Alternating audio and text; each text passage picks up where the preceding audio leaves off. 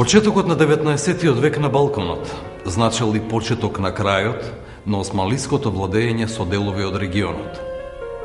Во 1804 година започнало првото српско востание. Овој бунт бил организиран и изведен од страна на локалните српски кнезови. Востанието нема да успее. Србите не можеле да ги издржат османлиските налети во 1813 година и морале да го положат оружјето. Меѓутоа, воениот пораз на српските востаници наскоро бил заменет со триумф. 2 години подоцна, благодарение на изменетата политичка и воена карта на Европа, србите повторно кренале востание со кое успеале да добијат автономија. На крајниот југ на Балканот, на Пелопонес, во март 1821 година, избило уште едно востание. Така започнала грчката борба за независност. За разлика од настаните во Србија, грчката борба за независност мобилизирала голем дел од европската интелектуална елита. Филелинизмот, кој се појавил во Европа во 18-тиот век, ги донел резултатите. Постепено и европските влади започнале да се вмешуваат во грчкото востание. Покрај притисокот на филелените, пресуден бил политичкиот, економскиот и воениот интерес на одредени европски држави – Русија, Велика Британија и Франција.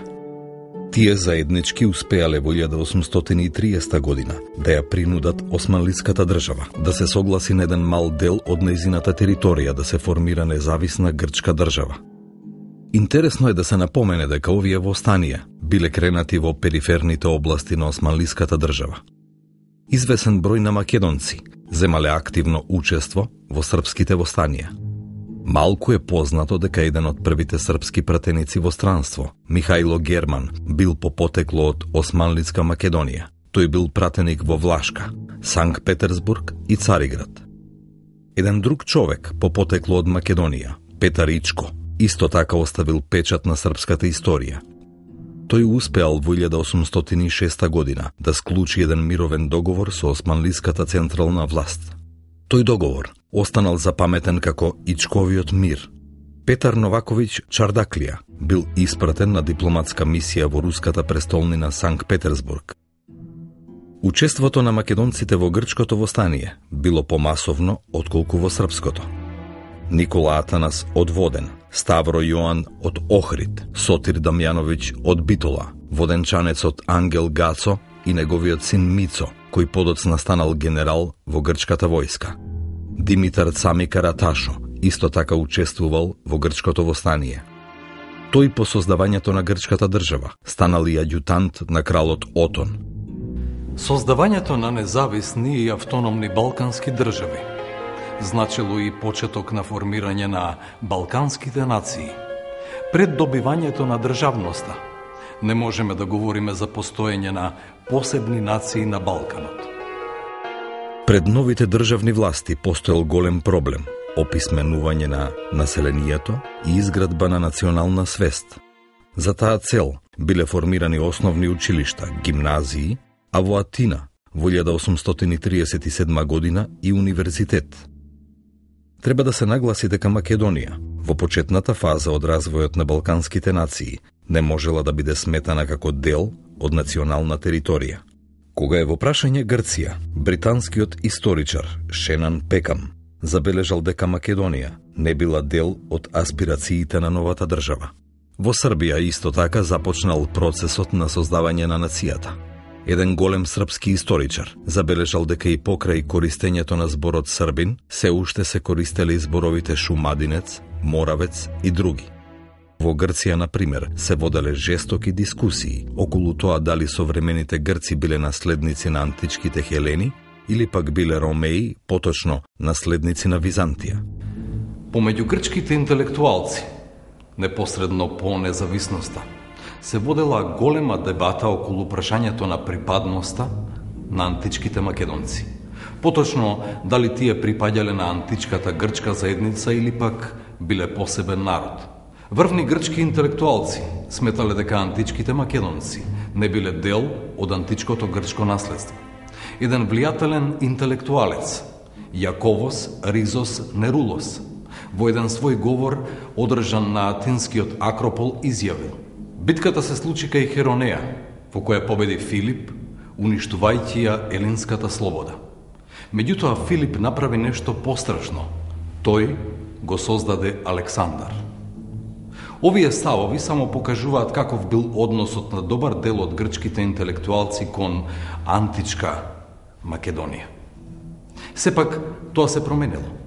Како што можеме да забележиме, Македонија не можела да биде дел од аспирациите на балканските земји за територијално проширување од многу едноставна причина. Во новите држави не биле јасни границите на тоа што се сметало за нација. Дали границите на нацијата биле оние на новите држави или пак тие биле далеку поголеми.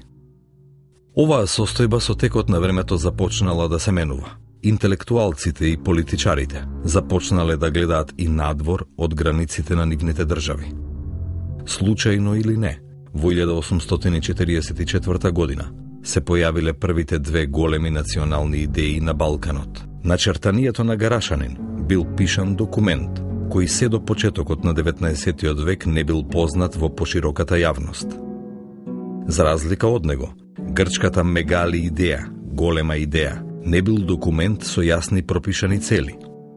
Мегали идејата била само еден збор во говорот на Колетис од 14. јануари 1844 година, одржан во грчкиот парламент по повод дискусиите околу прашањето за тоа кој можел да биде сметан за грк и да има грчко државјанство. Интересно, ниту во говорот на Колетис, ниту пак во начертанието на Гарашанин, Македонија не била спомената. Меѓутоа, таа набргу станала дел од двете големи идеи. Македонија многу бргу станала најпосакуваниот дел од османлиската држава. Грчката кралица Амалија, сопруга на првиот грчки крал Отон, при една приватна средба била запрашана: Ваше Величество, која повеќе ја посакувате, Тесалија или Македонија? Кралицата без двоумење одговорила: Македонија. Грција и Србија, како што може да забележиме, биле двете балкански држави, кои први покажале интерес и аспирации за османлиска Македонија. Сепак, разликата помеѓу нив била голема. Грција била независна држава, а Србија се до 1878 година била автономно кнежевство во рамките на османлиската држава. Тоа се гледало и од делувањето на теренот. Грција од крајот на 1834 година развила и мрежа на конзулати и подконзулати во Македонија. Прво во Солун, а потоа во Серес, Кавала, Битола и на крај во Скопје. Србија дури во 1887 година започнала со отворање на своји конзуларни представништва во Османлиска Македонија. До крајот на 19. век србите имале своји конзулати во Скопје, Битола, Серес и Солун. Овие конзулати, освен дипломатската и економската дејност, постепено станале центар и од каде се координирале пропагандните активности. Третиот аспирант кон Османлиска Македонија се појавил подоцна, но многу бргу станал и највлијателен. Тоа било кнежевството Бугарија. Ова кнежевство било создадено како резултат на руската воена победа во војната со османлиската држава која траела од април 1877 година до февруари 1878 година. Тогаш со Сан-Стефанскиот мировен договор само на карта била создадена поголема бугарска држава. Национален идеал на бугарската политика кон крајот на 19-тиот и почетокот на 20-тиот век била Сан-Стефанска Бугарија, проект создаден од рускиот дипломат грофот Игнатиев, кој никогаш не заживеал. Основа за границите на Сан-Стефанска Бугарија била територијата која ја опфаќала бугарската екзархија, создадена во 1870 година со султановиот ферман. Трите балкански држави по завршувањето на големата источна криза започнале големи борби помеѓу себе со цел да ја добијат Македонија или најчесто да добијат нејзини делови. Грција била територијално проширена и стигнала до границите на Македонија. Истото се однесувало и на Србија, која во 1878 година добила и независност. Грција на почетокот на 80-тите години на 19-тиот век, како максимум на своите аспирации во Османлиска Македонија. ја усвоила линијата Охридско езеро, северно од Битола, Демиркапија, северно од Струмица, Неврокоп. Оваа линија многумина грчки интелектуалци ја прогласиле како најсеверната граница на античката македонска држава. Владата на познатиот грчки политичар Трикупис ја промовирала во еден меморандум испратен до амбасадорите на големите сили во Цариград во 1880 година. Сите грчки активности во иднина ќе бидат концентрирани на оваа линија. Србија, по склучувањето на конвенцијата со Австро-Унгарија во јуни 1881 година, своите активности за територијално проширување ги насочила кон османлиските територии, меѓу кои била и Македонија.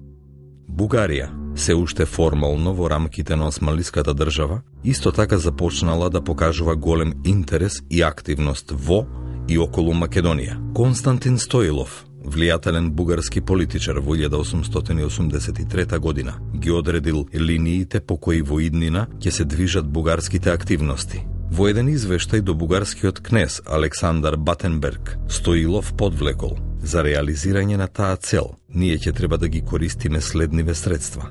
Прво, просветата, училиштата во најширок обем. Под второ, една добра организација, што ќе не држи во тек со работите во Македонија и ќе биде во состојба во еден определен момент неодложно и успешно да ги спроведе во цела Македонија и Албанија наредбите издадени од кнежевската влада. И под трето, поврзување на бугарската железничка мрежа со македонските железници. За да може да се постигне таа цел, неминовно е потребно да се убеди сето население на Македонија дека владата на Вашето Величество води се народна политика. Со еден збор, секој македонец треба да е вдахновен со мислата дека во Софија се грижат за неговата судбина, за неговата сегашност и за неговата иднина. Целта на владата на Вашето Височество е кај населението во Македонија да пробуди и да развие чувство на народна самосвест. Народната самосвест значела бугарска свест. Балканските држави кои сметале дека Македонија или делови од неа биле нивно историско наследство, тоа морале да го покажат на терен. Таму пак состојбите биле далеку од за нив посакуваното. Населението етнички не било хомогено. Кај најголем дел од македонското население не постоело силно развиено национално чувство. Како резултат на османлискиот милет систем, ова население најчесто се изјаснувало како христијанско, домашно, наше и така натаму. Таква била ситуацијата на териториите на сите денешни балкански земји пред создавањето на независните држави. Македонија не била исклучок. Без собствени образовни, културни и воени институции не било можно создавање на силно развиена национална свест. Како тоа изгледало, може да ни покажат следниве примери. Брајсворт при неговата обиколка на Македонија го посетил Охрид. Интересирајќи се за Самоиловата тврдина, тој сретнал неколку момчиња. Кој го изградил ова место? Ги прашав. Добив интересен одговор. Слободни луѓе. А кои биле тие? Нашите дедовци. Добро, што биле тие? Срби, бугари, грци или турци? Не биле турци. Биле рисјани. Токму оваа состојба пропагандите сакале да ја искористат и променат. Најстара и едновреме најсилна пропаганда во османлиска Македонија била грчката. Тоа било и логично, имајќи предвид дека Грција била првата независна христијанска држава во регионот. Исто така, не треба да се заборави и фактот дека Цариградската патријаршија на почетокот на 19. век веќе била целосно грцизирана. Пропагандните активности најчесто се одвивале преку образовните институции. Благодарение на реформите во османлиската држава, образованието се повеќе станувало световно. Кога е во прашање грчката пропаганда, треба да се забележи формирањето на Цариградскиот силогос за ширење на грчката писменост во 1861 година.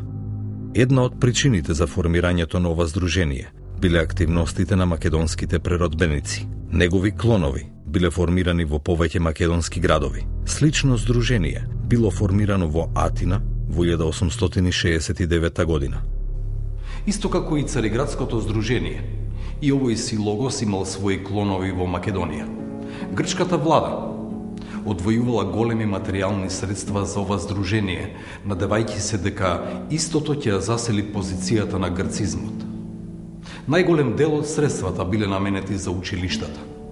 Кон крајот на 19 век, околу 74% од парите, обезбедени од атинските влади за пропаганда на османлиска територија, завршувале во Македонија.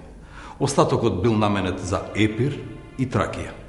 Грчката држава вложувала многу пари во работата на атинскиот силогос, но резултатите на теренот биле слаби. Затоа во 1887 година атинскиот силогос бил заменет со создавање на нов комитет за поддршка на црквата и образованието. И оваа организација била под директна контрола на атинската влада. Грчките образовни активности во Македонија биле многу силни. Така, например, во 1886 година во Османлиска Македонија имало 836 грчки училишта.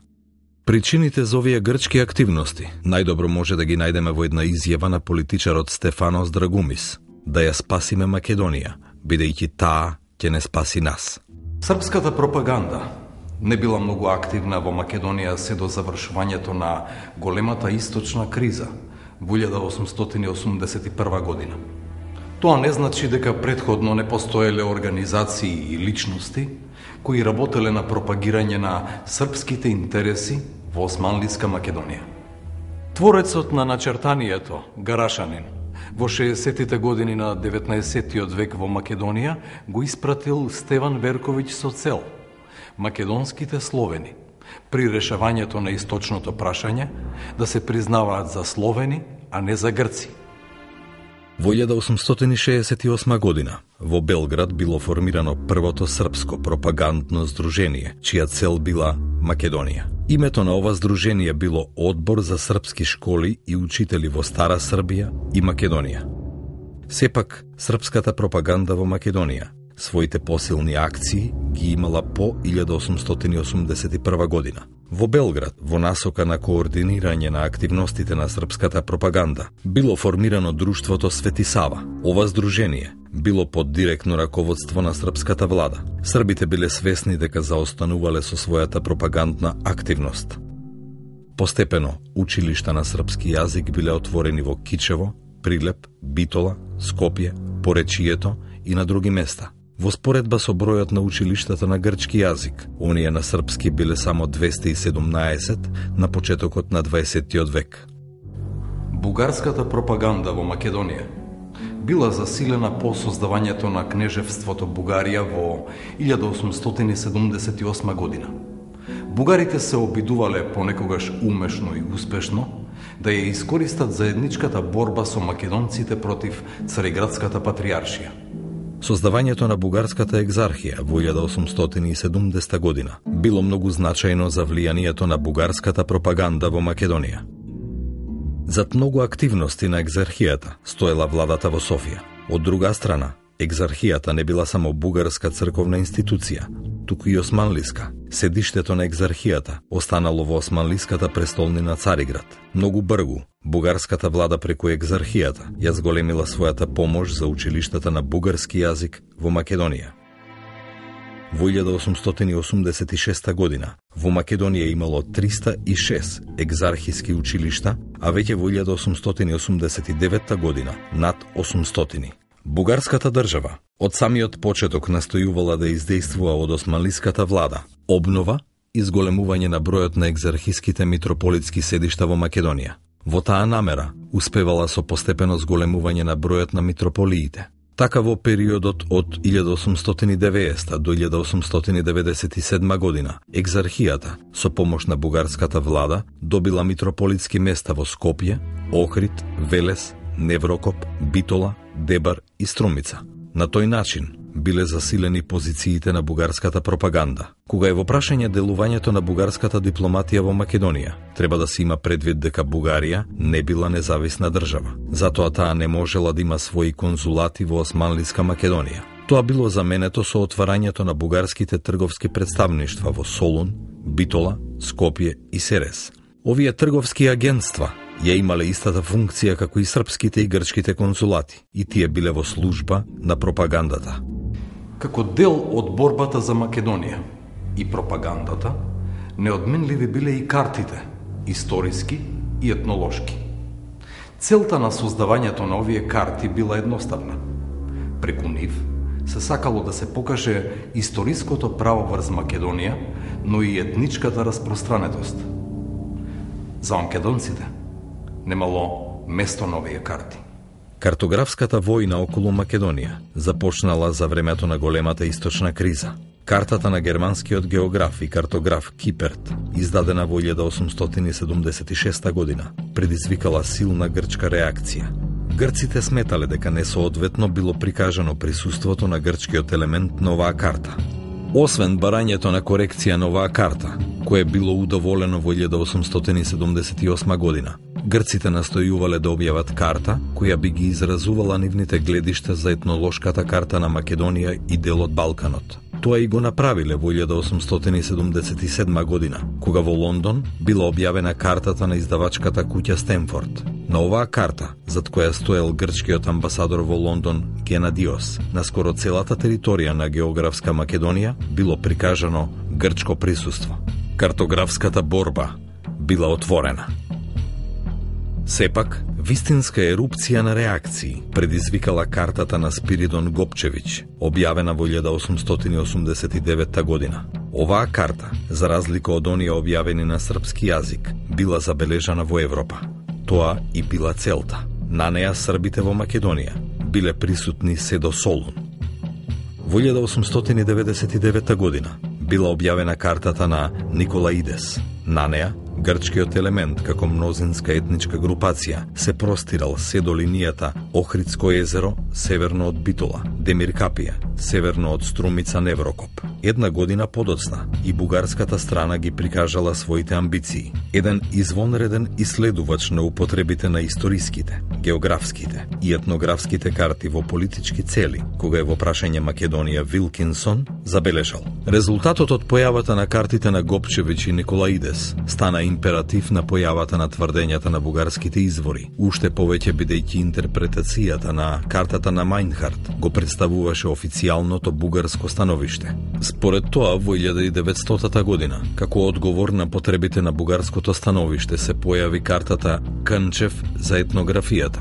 На оваа карта, очекувано, распространетоста на бугарскиот етнички елемент се протегала до Солун, така грците гледале кон Централна Македонија, а србите и бугарите кон Егеот. Никој не може да негира дека пропагандите имале одредени успеси. Поточно, еден дел од македонското население потпаднало заради разни причини под нивно влијание. Од друга страна пак, постоењето на современата македонска држава и нација се доказ дека успехот на пропагандите не бил голем. Фредерик Мур во својата книга посветена на Балканот запишал: во друга ситуација бев посетен од еден многу просветен македонец. Тој исто така беше бугарин, како што се изјасни, и со истиот здив ми кажа дека тој имал двајца браќа, од кои едниот бил србин, а другиот грк. Овој редок феномен, кој преовладува во многу делови на Македонија, за прв пат тука го забележав. Јас бев збунет и го прашав како таква работа била можна. Македонецот се насмеа и ми објасни дека тој е од видно семејство и заради влијанието. Нивната конверзија значела дека србите му дале на еден од неговите браќа неколку лири за да стане србин, додека грците ги наддале со цена останатите цркви за другиот брат. Постоеле и примери кои ги покажувале неуспесите на пропагандите. Рускиот конзул во Битола Петраев, додека вршел обиколка на Костурскиот реон, заедно со Хилми Паша, забележал како локалното население се изјаснува во поглед на етничката припадност. Во Костурската каза дојдоа да не видат делегации од селата и изјавија дека не сакаат ни грчки, ни бугарски учители и свештеници. Инсистираат тоа да бидат македонци. Кога беа запрашани за нивната националност, одговорија дека се македонци. Овие изјави, кои воопшто не се изолирани појави, покажуваат дека на христијанското население од Македонија му е здодеано од притисокот на разните пропаганди и дека во неговите редови почнува да се буди национална свест, поинаква од оние што му се наметнуваат однадвор. Слична забелешка имал и Ален Апворд. На вториот ден од мојот престој во Воден отидов на екскурзија со господин Калопотакис во две села. Во Владово, првото село, побарав да го повикаат човекот кој изгледа беше водечки човек на тоа место и тој дојде во стражарската куќичка и слободно одговори на моите прашања во присуство на еден турски капетан.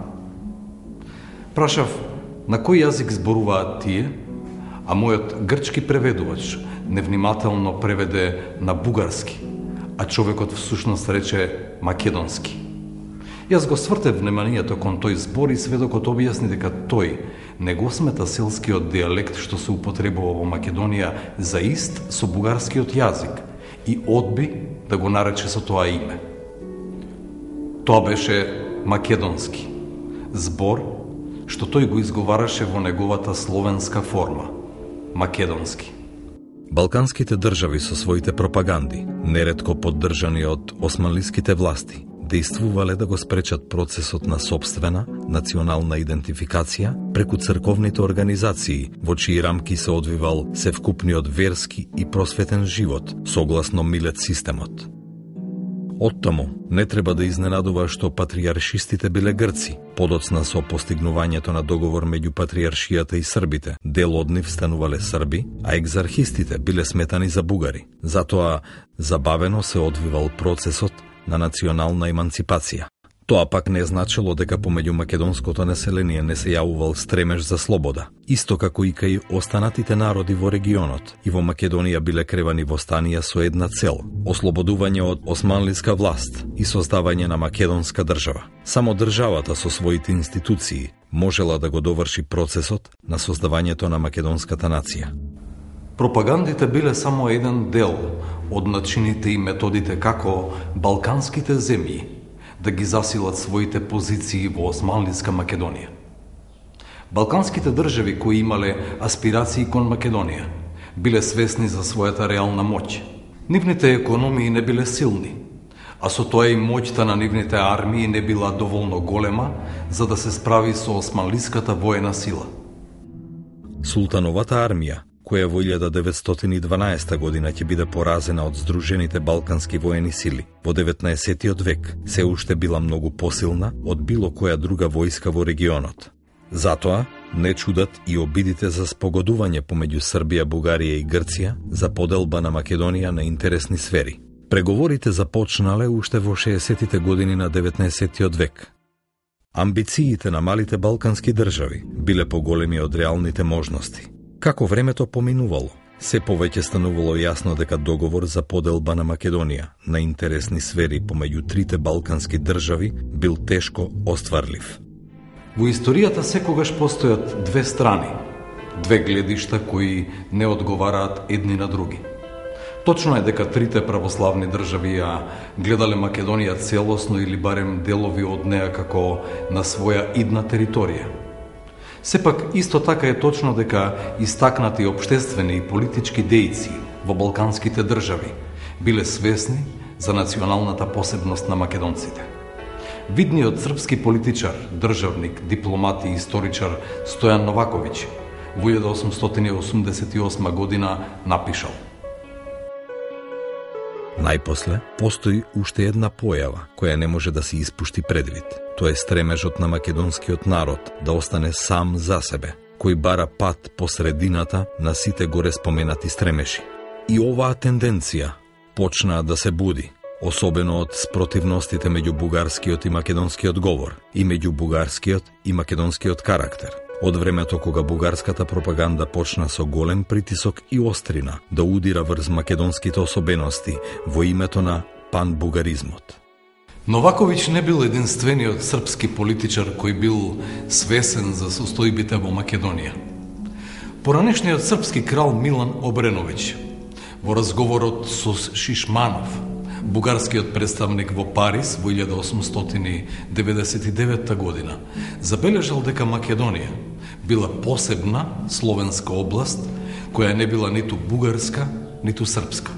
Еден врвен бугарски интелектуалец, Петар Драганов, во едно негово дело за етнографијата на македонските словени во 1888 година напишал: располагајќи со сето ова, словенската филолошка наука би била во состојба еднаш и за секогаш да го разреши македонскиот јазичен спор и безпристрасно да пресуди што во овие три македонско-словенски зборници му припаѓа на бугарското наречје, што на српското и сосема природно, што е она кое не му припаѓа ниту на српското, ниту на бугарското, туку составува собственост само на одделното, самобитното македонско наречје.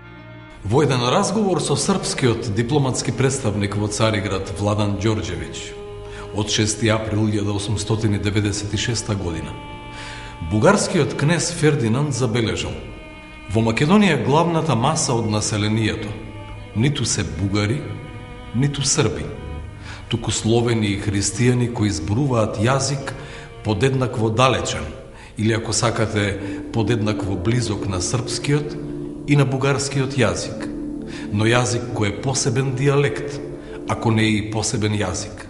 Грчките интелектуалци не биле исклучок.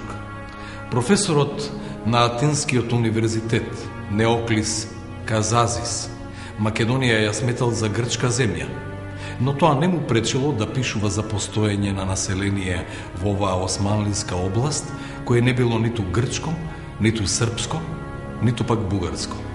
Тој во своите дела пишувал за постоење на славомакедонски дијалект во Македонија, кој не бил дел од бугарскиот јазик. Еден од организаторите на грчката воена акција во Македонија по Илинденското востание, Павлос Мелас, во своите писма до сопругата Наталија, локалното население го нарекува македонско, не мислејќи при тоа дека истото е грчко. Во 19. век, балканските држави повеќе посветувале внимание на образовната и црковната пропаганда во Македонија. Вооружениот дел бил оставен за подоцна, а патот веќе бил подготвен.